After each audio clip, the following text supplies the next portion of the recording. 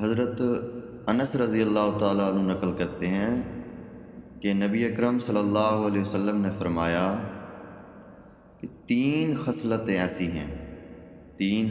ایسی ہیں کہ جس میں یہ پیدا ہو جائیں، جس شخص میں یہ تین خصلتیں پیدا ہو جائیں اس نے ایمان کی مٹھاس کو پا لیا۔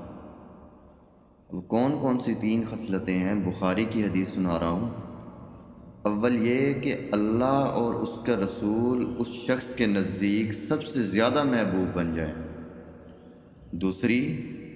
دوسری فرمایا کہ وہ کسی انسان سے محض اللہ کی رضا کے لیے محبت کرے، اگر اسے کسی سے محبت ہو جائے تو وہ اللہ کی رضا کے لیے ہو۔